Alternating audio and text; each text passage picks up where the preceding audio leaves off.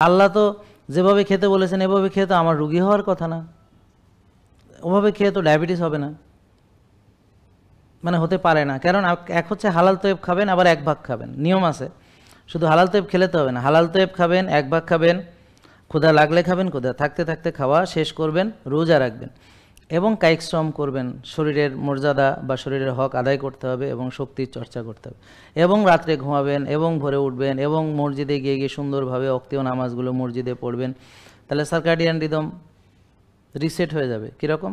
যে সে এসার পরে ঘুমায়, সে ফজরের পরে মসজিদে হাঁটে হাঁটে মসজিদে যাইতে হয় না, সূর্য ওঠার আগেই যায়, জোহর পরে মসজিদে হাঁটে হেঁটে যায়, সূর্য মাঝখানে মাথার উপরে থাকে, সূর্য হেলে পড়লে আসরের নামাজে যায়, সূর্য ডুবে গেলে মাগরিবের নামাজে যায়, রাত নামলে এশার নামাজে যায়, উঠে তাহাজ্জুদ পড়ে। তার মানে তার সুন্দর যেভাবে যেই কাজ যখন করা উচিত সে তখন করে, যেভাবে আল্লাহ পৃথিবীকে সৃষ্টি করেছেন এবং আল্লাহ আমাদেরকে সৃষ্টি করেছেন, কী নিয়মে এই পৃথিবীতে চললে আমি ভালো থাকবো সেটা সুন্দর করে আল্লাহ আমাদেরকে কোরআনের মাধ্যমে জানিয়েছেন। তিনি নবী পাঠিয়েছেন, নবী এটা করে দেখিয়েছেন যে এশার পরে ঘুমায়, তাহাজ্জুদ পড়ে, মসজিদে গিয়ে গিয়ে নামাজ পড়ে, বুঝছেন, বেশি খায় না। আর ওনার বিরাট বড় ভুঁড়ি ছিল এরকম শুনিনি, পেটা শরীর। তো অতিরিক্ত খেলে তাড়াতাড়ি বুড়ো হয়ে যায় মানুষ,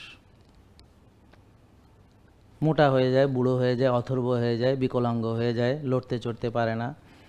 বুঝতে পারছেন?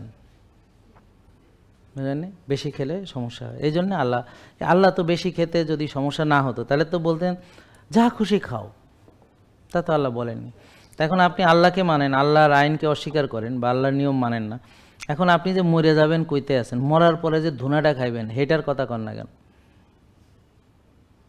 যে আপনি সৃষ্টিকর্তাকে না মেনে যে মরতে চান, আপনার সাহসটা কত? ওই যে কমেন্ট করছে মরে তো যাবোই, তো মরবি যে তুই, মরার পরে দুনাটা কে খাবো? তুই যে আল্লাহরে অস্বীকার করলি, তা আল্লাহ তো এইভাবে চলতে, আল্লাহ তো নিয়ম সে মুমিনের জন্য জেলখানা, এটা মুমিনের জন্য জেলখানা। তা আপনি ইচ্ছা মতো যথেচ্ছাচার আপনি করে পৃথিবীতে আপনি চলবেন, আবার মৃত্যু হয়ে যাবে, মানে আবার জানেন, আবার কিন্তু আপনার কথাবার্তার মধ্যে অহংকার লুকানো, তাহলে তো হইল না। এই অহংকারই তো এই শয়তানকে এখান থেকে আল্লাহ বলেছেন যে এখানে থেকে অহংকার করবে, হবে না, যাও নেমে যাও, পতনের মূল হচ্ছে অহংকার। তা আল্লাহ তাআলা তাকে নামিয়ে দিলেন।